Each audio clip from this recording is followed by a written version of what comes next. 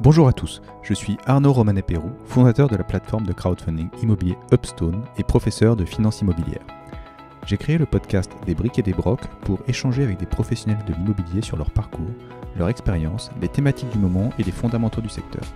Le but de tout ça, tout simplement vous donner accès à un maximum de savoir et de connaissances sur le secteur. Bonne écoute!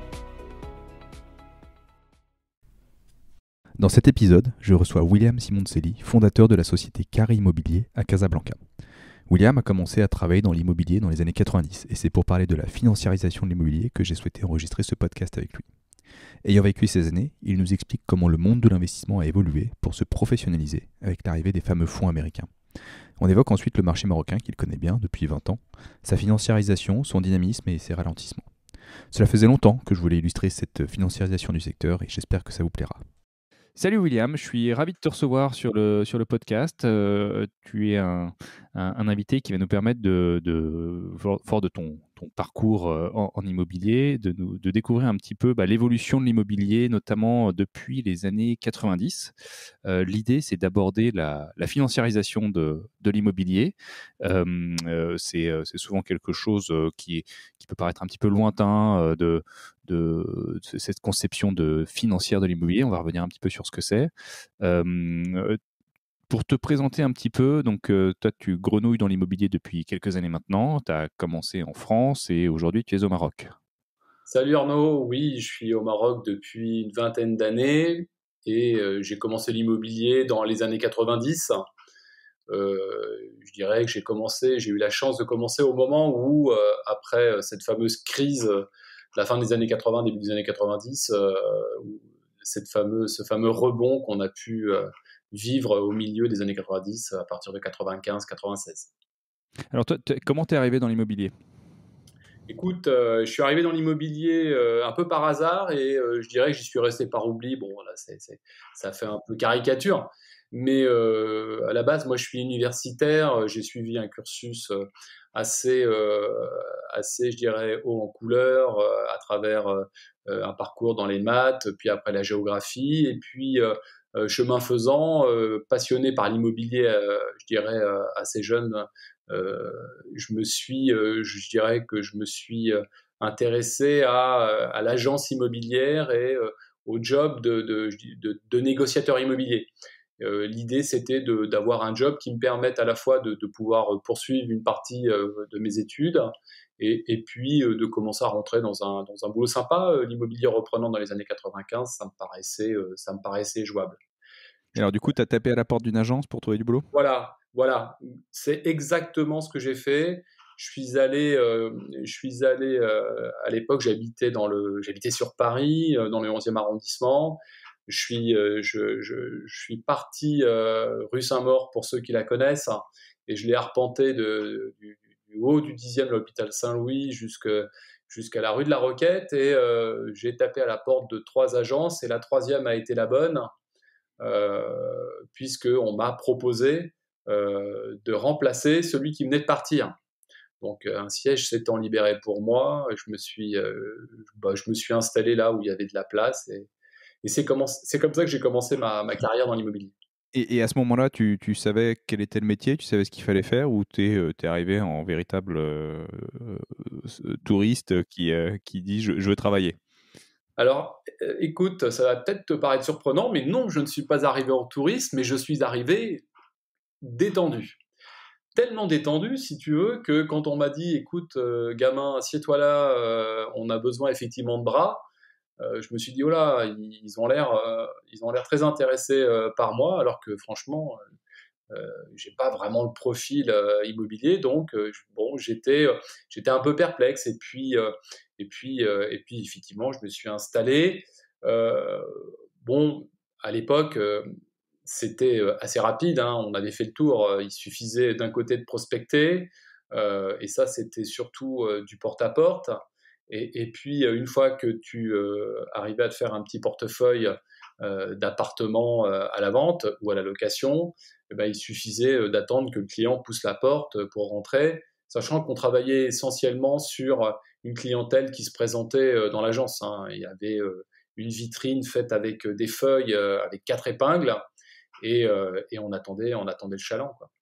D'accord, donc l'idée, donc déjà le secteur c'était plutôt du résidentiel et donc il fallait voilà tout, enfin j'allais dire tout bêtement, mais c'est quand même un sacré boulot de faire du porte-à-porte, donc aller taper à la porte des gens pour leur demander s'ils ont pas envie de vendre leur appartement.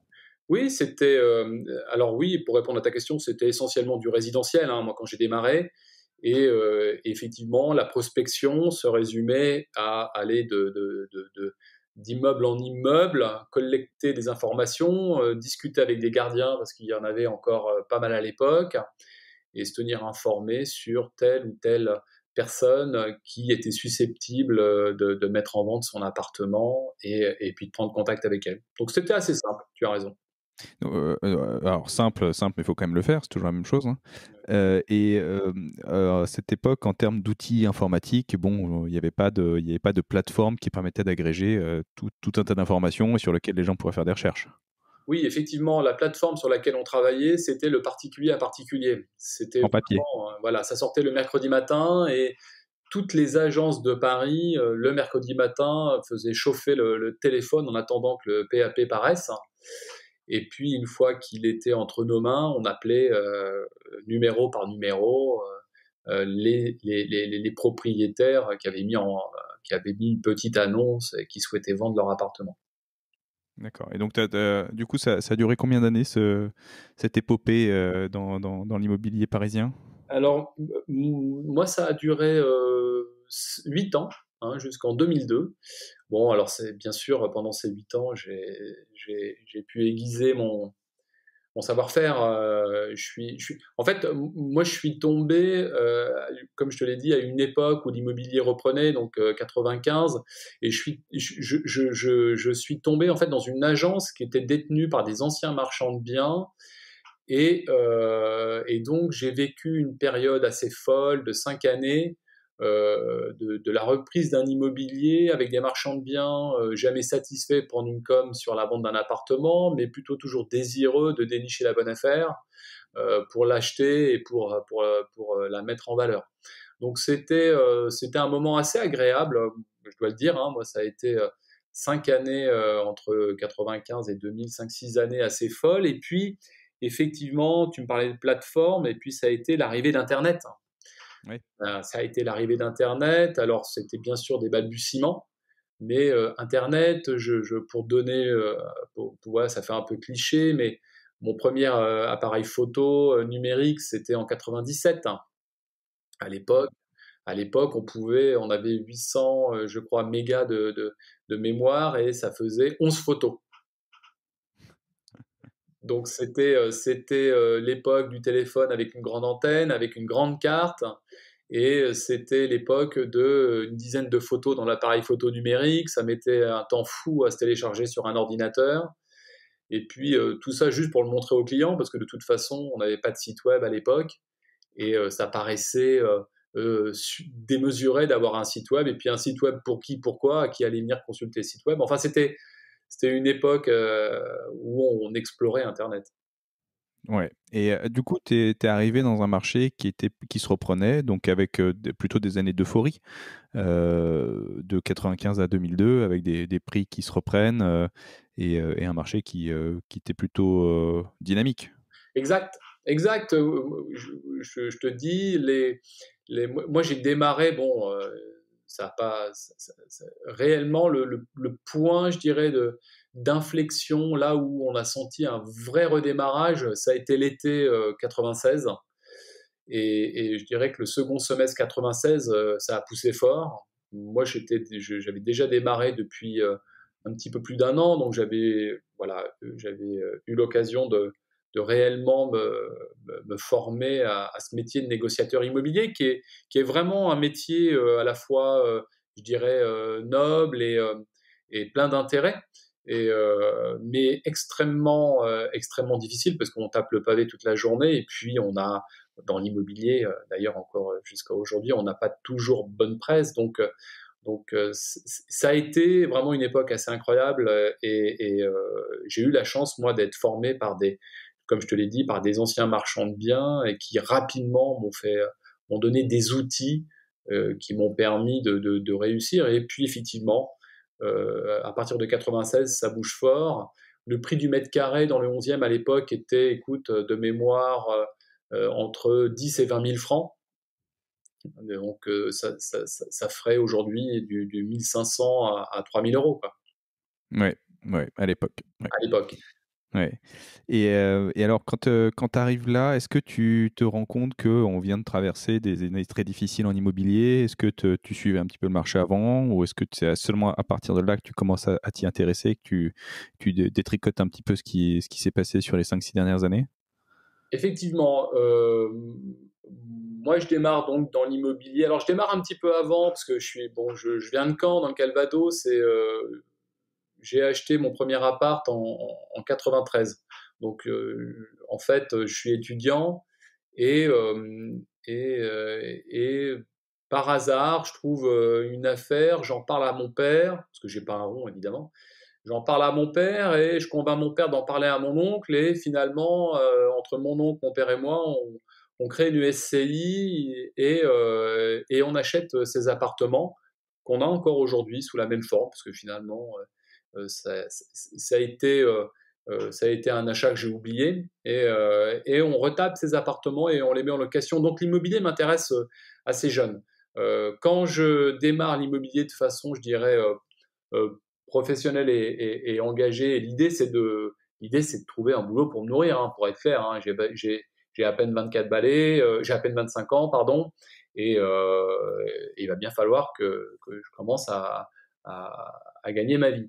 Donc, comme je te dis, j'arrive, je suis éduqué par des marchands de biens et en fait, moi, je suis excité tout de suite par ce marché pour lequel je n'ai même pas conscience de la crise passée. C'est Euh, ça, ouais. ils ont vécu un traumatisme, hein, je me rappelle. Hein, ils étaient à la fois traumatisés en me racontant, si tu veux, que plus jamais on revivra ce qu'ils ont vécu. Les banques leur donnent raison parce qu'il n'y a plus une banque qui leur ouvre les portes. Certains sont ruinés, avec un train de vie qui, bien sûr, s'est amoindri, mais toujours la même classe. Et donc, c'est un mélange assez. Je te dis, je me souviens de cette époque, il y a beaucoup de bienveillance à mon égard, et à la fois, c'est dur. C'est dur parce que des types ont fait beaucoup d'affaires, ils me parlent que de leurs affaires passées, tu sais, un peu comme des anciens combattants.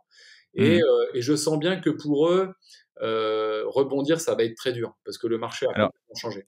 et à ce moment-là, comment il te raconte l'histoire? Parce que pour la faire courte, donc on a eu ce qu'on appelle une bulle spéculative sur l'immobilier qui a commencé à gonfler au fin des années 80 et qui a éclaté en 91, qui a amené à une baisse des prix de 91 à 95-96.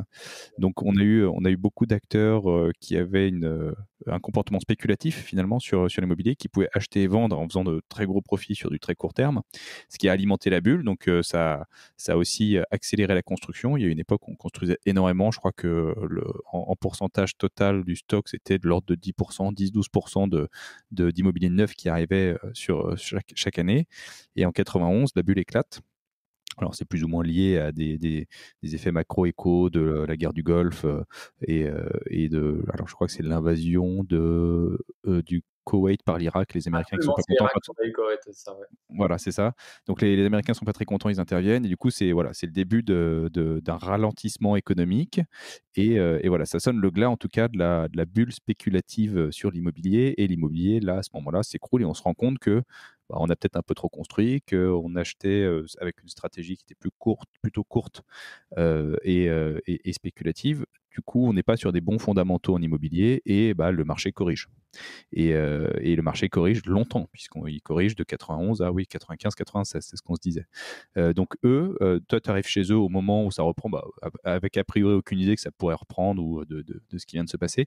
Comment eux racontent un petit peu les dernières années qui viennent de se passer? Bah, il les raconte, si tu veux, un peu comme des anciens combattants. C'est-à-dire qu'il te raconte une époque dorée dans laquelle il y avait beaucoup d'affaires.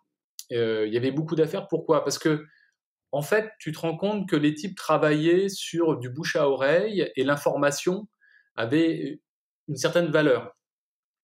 C'est-à-dire que cette information, ils allaient la chercher. Alors bon, tu sais, il y a beaucoup, y a des légendes urbaines sur les marchands de biens. Et donc, effectivement, ils avaient l'habitude, ils fonctionnaient en vase clos entre eux et ils se repassaient les affaires, ils faisaient des affaires. Et puis, avant ces années 90, il y avait les fameuses sessions de promesses, Mhm. ce qui était interdit par la suite parce qu'il y a eu trop d'abus. Et puis, effectivement, moi, je pense que le législateur a eu raison d'encadrer ça. Il fallait faire en sorte aussi que les gens évitent de se faire avoir et que la profession soit organisée. Donc, du coup, c'est comme toutes les périodes où finalement il y a une euphorie, sans limite, et puis on vient te doucher par un marché qui finalement se rebelle. Le pouvoir passe de l'offre à la demande, le bras de fer change, la force change de côté du bras de fer, tu vois. Et Mhm. finalement, c'est la demande qui impose un nouveau rythme auxquels les marchands de biens, pour lesquels les marchands de biens n'ont aucune réponse, parce que finalement, voilà, ils s'étaient reposés plutôt sur leur laurier, je pense, pour avoir vu, et puis ça bossait facile. Alors quand il a fallu, quand les prix, effectivement, il y a eu une grosse tension sur les prix, que les prix ont baissé, eux se sont retrouvés avec du stock, pour certains mal acheté, et ils se sont retrouvés engagés dans des opérations qui étaient plus rentables. Donc l'idée, c'était que bon, l'image du marchand de biens à l'époque, c'est quelqu'un qui a son réseau, qui a ses informations. C'est un monde qui est très opaque, vraiment pas transparent, sur lequel on a très peu d'infos. On n'a pas de base de données constituée, on a rien de tout ça. Donc c'est vraiment un marché d'entre-soi finalement. C'est des gens qui connaissent des gens, qui font des affaires et qui tirent leur profit de ce marché de niche. Mais oui, oui, c'est ça. Et je pense que c'est pas propre au marchand de biens, c'est propre au marché immobilier. Parce que pour ce qui Oui. concerne les agences immobilières, c'est pareil. Si tu veux, il y a l'agent immobilier de quartier qui détient une somme d'informations, et finalement, le simple fait de détenir cette information, Ça a de la valeur. a de la valeur, absolument. Et alors, une opération typique de marchand de biens, donc fin 80, début 90, ça peut être quoi? Ça peut être, c'est du résidentiel, c'est du bureau, c'est un peu tout. C'est un peu tout, hein, c'est un petit peu tout. Ça peut être une propriété gérée par un administrateur de biens. Les propriétaires décèdent. Il y a les héritiers. Les héritiers souhaitent vendre l'immeuble qui est détenu en nue propriété. Bon, bah voilà, il n'y a qu'un marchand de biens pour racheter l'immeuble, le remettre à niveau et le vendre en lot. D'accord. Il y a quand même une idée de création de valeur derrière. C'est pas juste de l'achat-revente pur et simple sur un coût où le marchand achète pas cher du tout et peut revendre à un prix de marché directement. Il y a une notion de j'achète, je retape, je revends. Oui, c'est effectivement l'idée de l'acheter, parfois de dénouer des problèmes, hein, parce que ça peut être des biens avec des problèmes, squattés, mal habités, avec un état de vétusté avancé, parfois même insalubre. Donc il y a effectivement l'idée de remettre à niveau un bien immobilier qui ne l'est pas, et souvent de le revendre en lot. Donc en Ouais. gros, on va éclater, si tu veux, la propriété. Il y avait beaucoup, moi je me rappelle, il y a encore 25 ans, il y avait beaucoup d'immeubles détenus en propriété dans Paris. D'accord, par des familles ou par des investisseurs Par des qui familles détenaient tout souvent. l'immeuble. Ouais. Ouais. Ok. Et donc voilà, là, arrive ce qui doit arriver. À un moment, la succession arrive et donc les héritiers souhaitent se débarrasser de l'actif pour le monétiser. Et là, il y a un marchand qui se positionne très rapidement parce il a accès à l'information. En tout cas, il est dans les réseaux où il y a cette information et il peut saisir l'opportunité. Exactement. Et effectivement, comme tu l'as dit, le marchand de biens, et il apporte de la valeur à cet actif. Et c'est souvent des immeubles qui sont entretenus, mais qui finalement ont besoin d'un gros coup de remise à niveau. Mais donc le marché s'est quand même emballé fin des années 80. Donc on avait une progression des prix qui était démentielle et sur lequel les opérateurs immobiliers ont pu faire de très belles opérations, j'imagine. Oui, oui, oui. Bah, je pense que de toute façon, encore une fois, moi, même si je suis arrivé après, comme je te l'ai dit, j'ai été abreuvé d'histoires où les types achetaient 100 et revendaient à 200. Ouais, oui, donc, ouais. Donc Voilà. de très belles performances, quoi. De très belles performances et parfois c'était des performances même indécentes, tu vois. Donc je pense qu'il y a eu une époque assez folle durant les années 80 que, encore une fois, que moi je n'ai pas connue, mais dont on m'a relaté les histoires. Et effectivement, quand les types se retrouvent en 91 avec carrément un gros coup d'arrêt de ce marché, bon, bah, les types ont tellement été biberonnés, j'allais dire, à cet emballement que finalement, ils ne savent pas comment digérer ça, quoi. Ouais, puis la tête dans le guidon, personne n'a anticipé, personne s'est dit que ça pouvait s'arrêter, quoi. Personne. Mmh. Personne. Ouais. Et d'ailleurs, ça a été tellement violent qu'il y a eu des drames, hein. Certains marchands, enfin, je pense que tu as entendu ces histoires de marchands ruinés, avec des vies détruites. Pour certains, ça allait même bien plus loin que ça, des suicides. Enfin, ça a été une époque, en tout cas dans l'immobilier, assez violente, hein. Oui, et bon, c'est pas la première fois dans l'histoire qu'on voit les valorisations de l'immobilier baisser, mais là, ça baisse quand même pendant assez longtemps. Et donc oui, entre 4, 5, 6 ans avec une baisse généralisée. Donc à cette époque, pas facile de faire des affaires. Et donc toi, bon, tu arrives à un moment où le marché se reprend, donc bon, bon moment pour toi.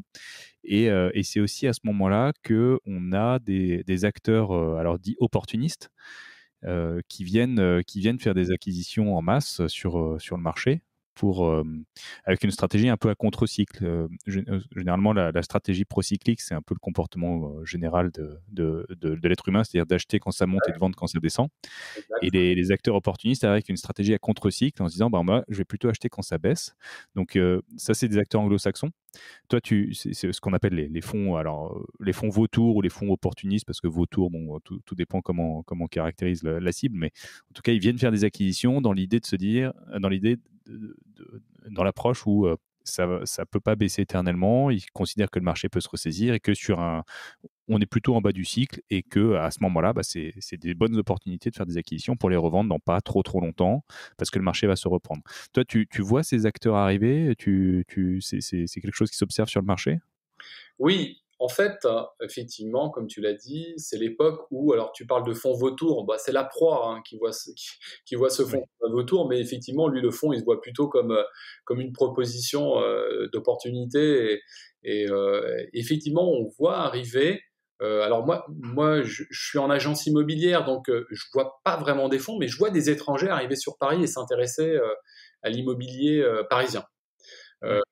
Et effectivement, à l'époque, comme je te dis, moi j'ai une vingtaine d'années et je me rappelle d'annonces faites notamment aux 20h de France 2 ou de TF1 à l'époque. Et ce 20h annonce que un grand fonds américain va racheter tout un quartier de Marseille. Et ça fait la grande une de la presse et ça fait les titres des journaux de 20h. Donc moi, je me rappelle de cette époque où effectivement, comme tu l'as dit, des fonds dédiés à l'immobilier viennent acheter des paquets entiers, c'est même plus des immeubles, viennent acheter des paquets entiers de quartiers. Euh, Ils rachètent à des marchands, ils rachètent à des banques, et l'idée c'est de restructurer cet immobilier. Donc ils Ouais. viennent avec de la valeur ajoutée. Ouais, parce que ce qu'on n'a pas dit, c'est qu'effectivement, dans la folie des années 80, tout le monde s'est mis à regarder le marché immobilier, notamment les banques. Donc, on avait les marchands de biens, les banques, les promoteurs qui étaient des gros acteurs et qui se sont tous retrouvés avec un stock d'immobilier pendant quelques années dont ils ne savaient plus quoi faire parce que la valeur était constamment en baisse et que le marché a dû certainement s'assécher en termes de transactions. Donc voilà, les acteurs anglo-saxons opportunistes sont un peu arrivés comme des sauveurs en les débarrassant un petit peu de tout cet immobilier dont ils ne savaient pas quoi faire. Bah, à l'époque, les banques créaient des sociétés de défaisance pour se défaire de ce gros paquet d'immobilier. Alors, dans ce gros paquet d'immobilier, il y avait, moi je me rappelle, hein, il y avait souvent beaucoup de lois de 48. Donc, tu te retrouvais avec de l'immobilier occupé avec des loyers très très faibles. Et puis, il ne faut pas oublier qu'il y a des loyers très très faibles, mais en face, il y a des occupants qui habitent des logements parfois insalubres, parfois sans toilette, sans commodité.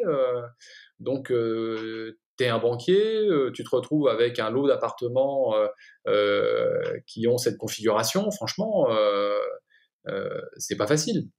Ouais, c'est pas terrible, c'est pas terrible.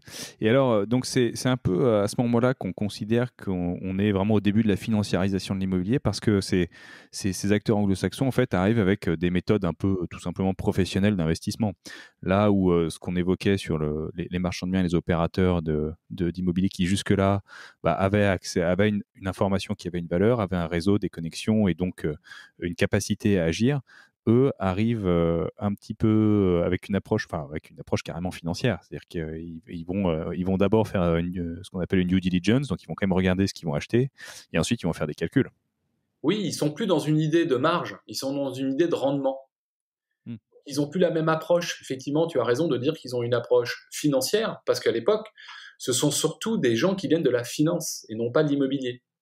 Et c'est pour ça d'ailleurs qu'on va parler de financiarisation de l'immobilier, parce que les financiers vont imposer un rythme à l'immobilier que l'immobilier n'a jamais connu. C'est-à-dire celui du tableau Excel, de la dette, des capitaux, des fonds propres. Donc, c'est-à-dire que les éléments de langage vont changer. Ouais. Donc là, à partir de là, pour faire de l'acquisition, il faut avoir un tableur Excel. Il faut pouvoir modéliser les flux futurs, il faut pouvoir modéliser la dette, les loyers. Donc, c'est une anticipation des flux futurs qui vont faire la valeur d'aujourd'hui. Et ça, c'était pas vraiment pas le cas avant dans l'immobilier. C'était une approche, je dirais, beaucoup plus commerçante.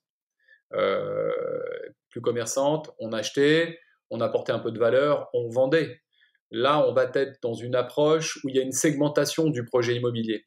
C'est-à-dire qu'on a bien conscience, tu l'as parlé de due diligence, qu'il y a toute une étude déjà très approfondie. Il y a un business model de mis en place. Donc, il y a d'abord une analyse juridique, puis une analyse financière. Après, on passe à l'étape de projet. Il y a aussi avant l'achat des études de marché. Donc, on va parler de marketing immobilier. On n'en parlait pas auparavant. Donc, tu vois, on va complexifier le process de la gestion de projet. Et donc, obligatoirement, ben, là, il va y avoir toute une classe de la profession immobilière qui va disparaître au profit, effectivement, de ces financiers. Donc c'est vraiment une sorte de point d'inflexion dans le marché immobilier où on dit aussi qu'il s'est professionnalisé aussi bien qu'il s'est financiarisé, puisqu'à partir de là, on a des process sur les acquisitions, sur les études de marché. J'imagine c'est une époque aussi où la data était relativement absente du marché. On avait, alors même si c'est encore récent dans tout ce qu'on peut trouver aujourd'hui, c'était assez dur de trouver des taux d'occupation, des loyers moyens, des loyers prime pour avoir des références et faire un peu de marketing sur les opérations. Oui, il y avait très peu d'informations à disposition. D'ailleurs, moi, j'étais pas dans cette finance immobilière à cette époque, mais j'imagine que quand ils faisaient des études, ça devait ça devait être un vrai barnum. Une Aujourd'hui, véritable aventure, hein. ah bah oui, oui, parce qu'aujourd'hui, tu as de l'information partout, que ça soit sur Imostat, IPD, les notaires qui publient de l'info, les sites immobiliers qui fleurissent, qui publient de l'info. Enfin, aujourd'hui, l'information sur l'immobilier, au Maroc y compris, il suffit de se baisser pour la ramasser. Ouais, Le simple fait de détenir l'information n'a plus une grande valeur. ouais, on voit que ça s'organise beaucoup mieux. On voit que ça s'organise beaucoup mieux. On a des brokers qui agrègent des informations, qui publient des notes de recherche, qui sont publiques. Donc effectivement, on peut beaucoup plus facilement trouver les éléments clés de la dynamique du marché qui vont être les valeurs de loyer, les taux d'occupation, les grandes transactions et le nombre de transactions passées. Donc ça va être beaucoup plus facile à trouver et donc en déduire un peu la dynamique du marché et tirer ses conclusions sur ces investissements. Mais à l'époque, alors les marchés anglo-saxons sont aussi ce qu'on dit souvent beaucoup plus matures, c'est-à-dire que le monde de l'investissement immobilier a commencé bien avant, hein, le statut REITs, l'équivalent de NOSI, qui a été créé dans les années 60 aux US. Donc en fait, c'est quelque chose qu'ils connaissent déjà et qu'ils vont juste appliquer sur un marché sur lequel ils pensent qu'il y a des opportunités. Donc ils arrivent au milieu des années 90 et finalement ils imposent le rythme avec cette fameuse financiarisation en disant, bon, maintenant les gars, quand on fait de l'acquisition, quand on fait de l'investissement immobilier, bah, ça passe par ces étapes d'analyse de marché, de due deal, de tableur Excel, et on anticipe et on a une véritable stratégie. Effectivement, on rentre en fait, on rentre dans une ère d'industrialisation de l'immobilier. On n'est plus sur un marché de coûts ou d'opportunités, on va être sur un marché qui s'organise et une forme de rouleau compresseur qui va mettre en place des nouveaux métiers d'immobilier et surtout une nouvelle approche qui est complètement différente. D'ailleurs, je parlais d'étrangers, mais effectivement, pour moi, les fonds à l'époque sont essentiellement américains de mémoire. C'était des fonds américains qui s'intéressaient à ces opportunités. Et effectivement, ils vont dérouler une forme de business model qui va être, pour l'époque, assez chiadé. Ouais. Oui, j'ai rencontré des personnes qui travaillaient dans l'immobilier dans les années 90 aussi, qui m'ont dit en fait, on a dû retourner à l'école pour apprendre la finance finalement. Donc il y a des personnes qui sont retournées faire des masters spécialisés en finance pour pouvoir continuer à travailler dans l'immobilier parce que le monde immobilier était en train d'évoluer sur la tendance financière et maintenant il fallait apprendre les bases de qu'est-ce que c'est qu'un DCF, un multiple, les ratios, les calculs sur Excel. Donc il y a une vraie transformation qui a commencé dans les années 90. Quoi. Exactement. Et puis ça accompagne une vraie tendance, tu vois. Ça accompagne aussi un marché, et je pense surtout au monde de l'entreprise qui réellement demande un immobilier plus efficace. C'est-à-dire que ça va pas se faire sans la pression de l'utilisateur.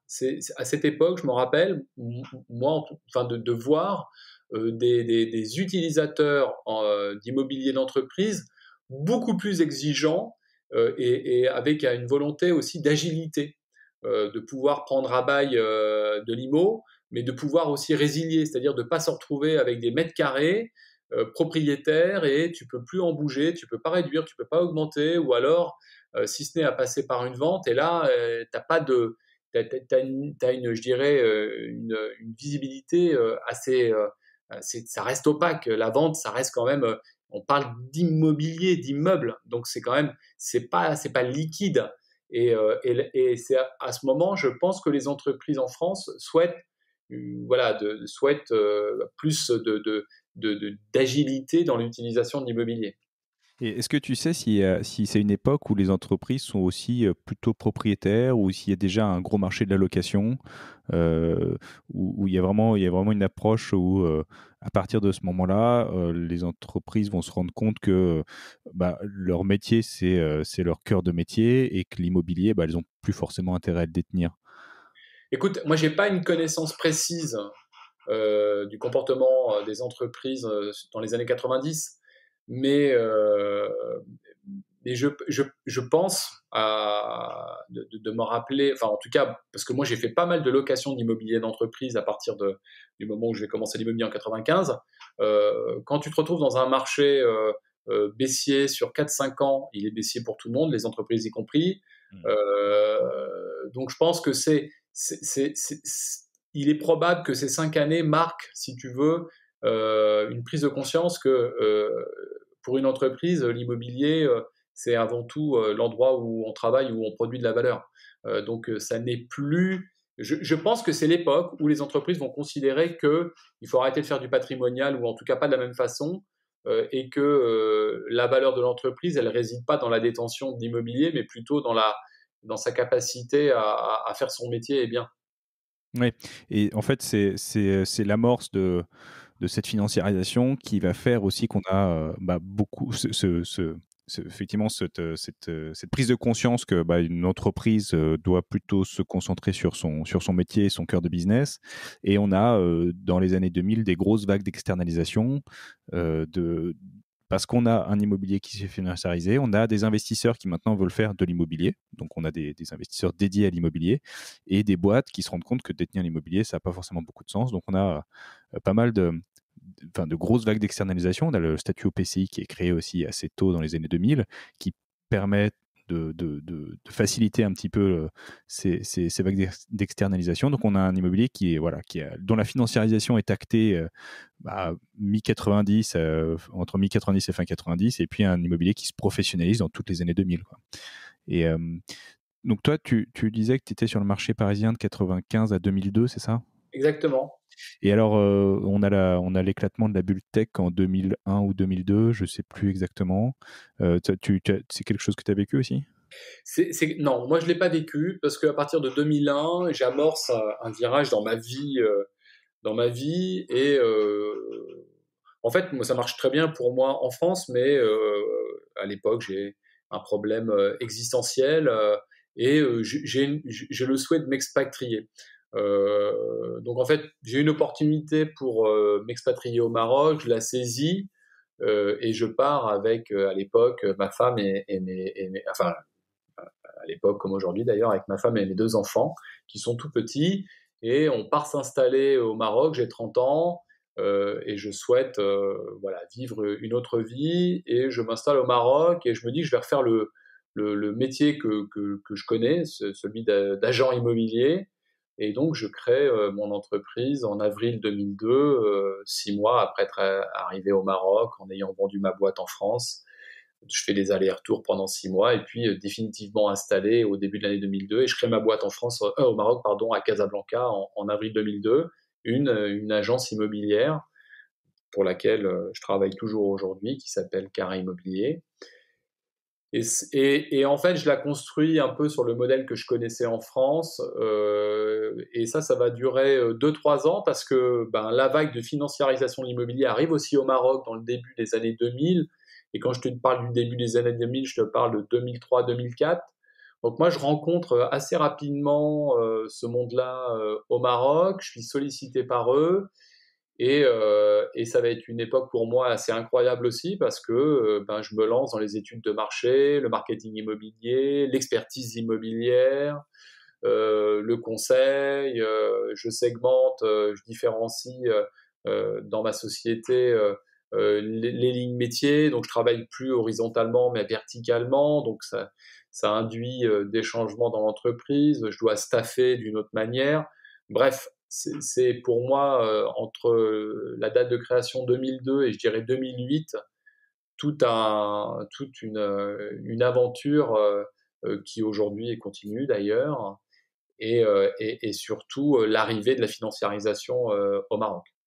Donc il y a eu un effet similaire, c'est-à-dire que l'immobilier s'est professionnalisé et s'est financiarisé avec un petit délai au Maroc quelques années plus tard. C'est ça. Donc c'est quoi? C'est la présence d'investisseurs du coup? C'est une vision qui était plutôt financière, une approche de rendement? Je vais te dire, alors c'est assez marrant parce que les premiers fonds pour lesquels je bosse au Maroc, en fait, ce sont des Marocains qui sont partis faire leurs études en France et qui finalement vont bosser pour des fonds en France et qui reviennent au Maroc et veulent dupliquer le modèle. Et donc c'est comme ça que ça va se mettre en place et c'est avec eux que je vais mettre en place, donc changer ma société. Et effectivement, c'est sur le même modèle. C'est une approche financière de l'immobilier. Donc, il y a l'idée effectivement de flux. On raisonne plus sur la simple opportunité, mais on raisonne sur 7 à 10 ans. On crée de la valeur. Obligatoirement, ça induit des métiers au Maroc qui existaient très peu, le marketing immobilier, l'expertise immobilière, le conseil. Et donc moi, je m'engouffre dans cette opportunité et c'est là-dessus que je construis ma société, quoi. D'accord. Donc, toute la data qui commence à être exploitée en France, le marché se duplique et toi, tu montes ça à Casa finalement. Exactement, je monte ça à Casablanca. Alors avec le problème de la data, parce qu'effectivement, l'information, au Maroc est beaucoup plus difficile et il y en a très peu de disponibles. Bon, depuis, ça a bien changé, mais il y en a très Oui, peu mais de disponibles. c'était une vingtaine d'années, donc même sur le marché français, j'imagine que l'accès à l'information, c'était pas non plus la fête. C'était les débuts de l'internet de masse, donc on n'avait pas encore beaucoup de choses très bien organisées. Donc j'imagine que là déjà c'était compliqué. Sur le Maroc, qui avait quelques années de retard sur cette financiarisation, bah, ça devait être tout était à créer, quoi. Bah, exactement. Tout était à créer au sens où tout était là, mais il fallait le mettre en musique, effectivement. Il y avait les notes, mais il n'y avait pas la partition. Et puis surtout, le plus difficile, c'était le changement des habitudes. Donc c'est vraiment, ça a été vraiment des années incroyables. Au-delà de ça, je dirais que le marché immobilier au Maroc est différent de celui de ce que j'ai pu vivre en France. Donc avec des villes hyper denses, très vivantes, et puis une périphérie de ces villes. Je parle de Casa, Tanger, Rabat, Marrakech, des périphéries très peu dense, très peu valorisé. Donc voilà, et aussi avec des villes comme Casa, Rabat, Tanger, très dynamiques sur l'immobilier d'entreprise, et des villes comme Marrakech, Fès, Agadir, beaucoup moins dynamiques sur l'immobilier d'entreprise, mais plus dynamiques sur l'immobilier touristique. Hmm. Et donc là, l'agence immobilière, c'est de la transaction, c'est à la fois du résidentiel, de l'immobilier commercial, c'est un peu tout ça?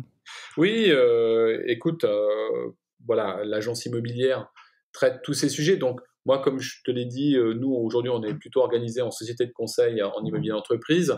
Donc, on a des lignes métiers qui sont identifiées, clairement identifiées, de l'expertise immobilière, du marketing immobilier, du capital market, de l'investissement, de l'accompagnement des utilisateurs dans le cadre de l'immobilier d'entreprise, mais aussi du résidentiel, parce que certaines sociétés souhaitent être accompagnées, notamment pour la gestion de leurs expatriés. Donc ça ressemble moins à une agence immobilière, et ça ressemble plus à une société de service. D'accord. Donc oui, c'est de l'accompagnement sur Du le conseil bah, et de l'accompagnement pour des entreprises, et le sujet est toujours immobilier. d'accord. Et donc maintenant, ça fait ouais, peut-être une vingtaine d'années, un petit peu moins, que tu développes cette entité. Ça fera 19 ans là au mois d'avril que je développe Carré Immobilier, et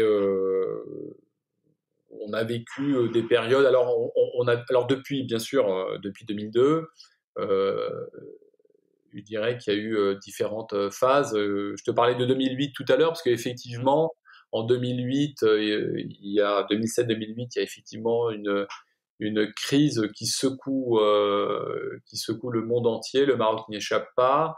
Le contre-coup, on l'a en 2009 ici au Maroc, avec un vrai ralentissement des transactions. Ça démarre en fait par les villes, disons, touristiques. C'est là où c'est le plus visible, parce que finalement, les étrangers qui avaient l'habitude d'acheter dans des villes comme Marrakech, Agadir, se retirent de ces villes, et donc il y a un ralentissement à la fois sur la demande, et il y a surtout des prix plutôt à la baisse, parce que voilà, les étrangers au Maroc achètent plutôt sur le segment haut, Et un et peu plus volatile, du coup.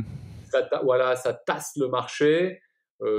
Cette histoire, elle dure à peu près 2 ans, et c'est à partir de 2011 qu'on ressent voilà, fin 2010, début 2011, qu'on ressent, je dirais, une forme de dynamisme. Ça repart à la hausse. Donc 2009, ça secoue jusqu'à fin 2010, 2011, ça redémarre, et on va bien bosser jusqu'en 2015. Et là, entre 2011 et 2015, on est réellement dans un immobilier, en tout cas sur l'entreprise, de prise à bail, hein. Tu vois, il y a les utilisateurs, c'est surtout des grosses sociétés, qu'elles soient nationales ou étrangères. Elles veulent pas acheter, elles veulent louer. Donc on voit arriver des fonds d'investissement ou des sociétés de gestion de l'étranger. Je pense à Amundi, je pense à la Deutsche Bank, je pense à des grosses sociétés comme ça qui viennent. Ouais, parce que j'allais dire, s'il y a des locataires, c'est qu'il y a des murs, et ces murs, ils doivent forcément être détenus par des investisseurs. Voilà. Donc, Voilà, ok, donc donc c'est.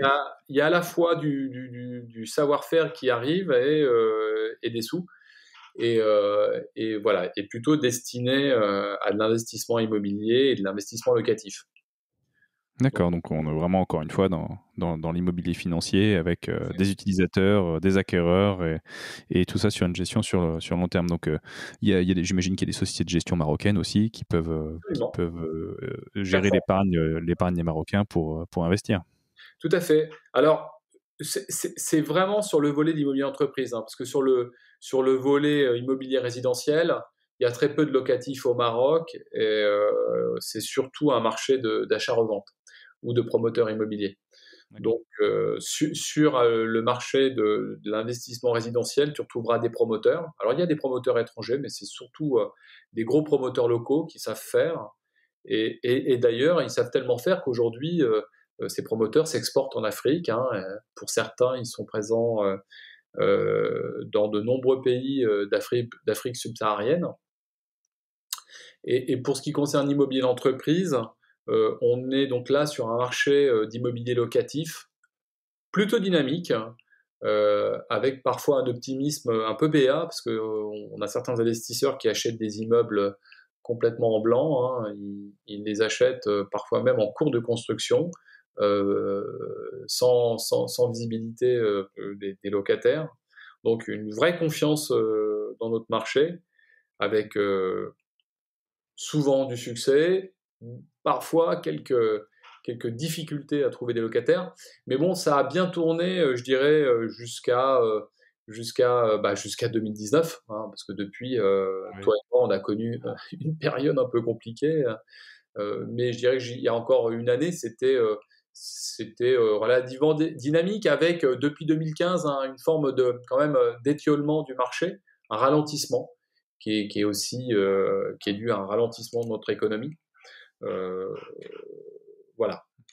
D'accord. Bon bah, ouais, passionnant. Bah écoute, merci Alors, hein, en tout cas. ouais, je t'en prie, et si je peux te dire encore un petit mot, tu vois, Oui. notamment sur l'organisation de notre marché, parce que Oui. euh, c'est pas le marché marocain, c'est un marché qui est réellement aujourd'hui je dirais, a vocation à s'organiser, mais a vocation à réussir. Il y a 2 ans, le législateur a réfléchi je dirais, à l'amélioration de ces investissements en créant des véhicules qu'on appelle les OPCI, que tu connais très bien, hein, et très peu parié sur le succès de ces OPCI. Or, l'année dernière, voilà, il y a quand même eu 5 OPCI. Bon, ça a mis du temps à se mettre en route, mais il y a eu 5 OPCI de créer. Entre-temps, ça a permis aussi à des experts immobiliers de monter leur niveau et puis d'aller sur des agréments pour pouvoir expertiser ces OPCI. Il y a de la titrisation chez nous aussi. C'est moins un outil d'investissement, plus un outil de financement, mais la titrisation fonctionne très bien au Maroc. Et puis côté de mon côté, c'est-à-dire du côté des professionnels du conseil en immobilier, euh,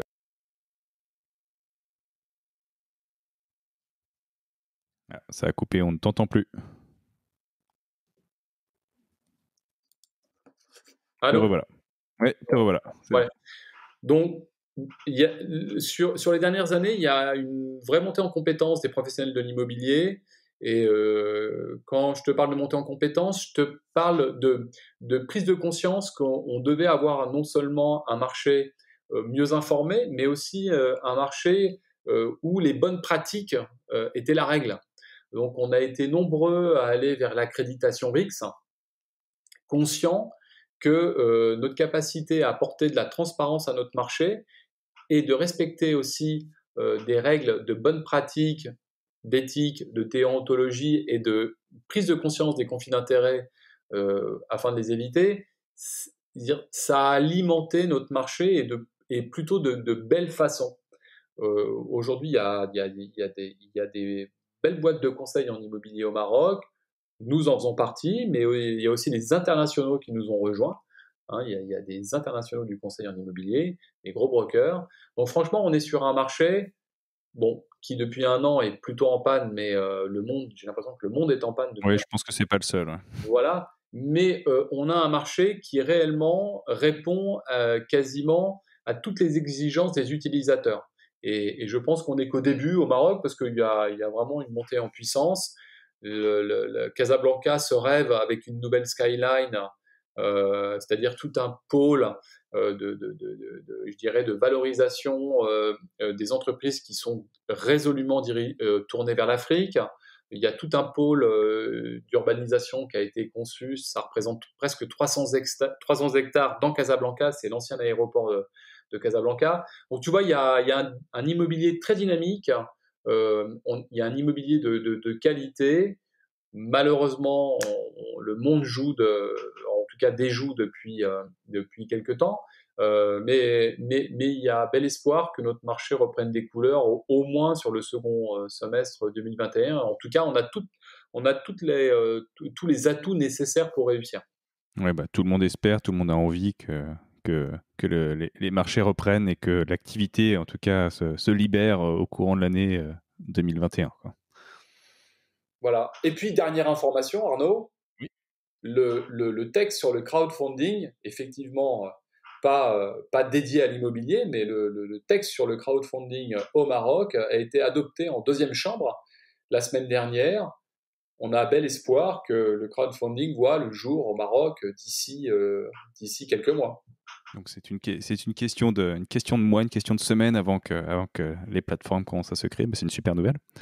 C'est une super nouvelle. Bah écoute, top. William, c'était super de parcourir un petit peu cette évolution de l'immobilier mi-90 en France vers le Maroc et voir un peu les parallèles aussi qu'il y a sur un immobilier qui s'est professionnalisé, qui s'est financiarisé. Et on voit que c'est une tendance qui est plutôt globale. Hein. Ça a commencé aux US, dans les pays anglo-saxons, c'est arrivé en France, ça arrive naturellement au Maroc. Donc on est vraiment sur des tendances larges. Donc voilà, ça permettait d'avoir un petit peu de contenu sur quelqu'un qui l'a vécu, quelqu'un qui était dedans et qui pouvait l'exprimer. Donc je trouve ça génial. Donc merci encore pour ton temps et pour toutes ces explications. Et puis, si on veut trouver des informations sur William Simoncelli, on fait comment? On va sur LinkedIn, t'as le site internet de Carré Immobilier. Exactement, on va sur LinkedIn. Je suis un fervent utilisateur de LinkedIn. Je trouve que c'est un outil très intéressant pour mon métier. Et puis, effectivement, il y a le site de Carré Immobilier. C'est très simple, hein, c'est carréimmobilier.ma. Donc, tout attaché, carréimmobilier.ma. Et il y a aussi, pour les personnes qui souhaitent avoir de l'information sur le marché de l'immobilier au Maroc, un site qui reprend en fait un GIE qu'on a monté à 4 sociétés qui s'appelle Statimo Maroc. Et ce site, c'est statimo.ma, là aussi en un seul mot, statimo.ma, STATI2MO.ma. Et en fait, il y a 4 sociétés, la nôtre plus CBRE, JLL et Colliers International, qui agrégeons de la data et c'est consultable gratuitement, publiquement. Eh ben super, de la data, c'est tout ce qu'on demande. Exactement. Impeccable. Bon, écoute, super. Bah écoute, je te remercie encore une fois et merci encore pour toutes ces informations. C'était vraiment super intéressant. Je te dis à bientôt. Merci pour ton invitation et bon courage. Merci.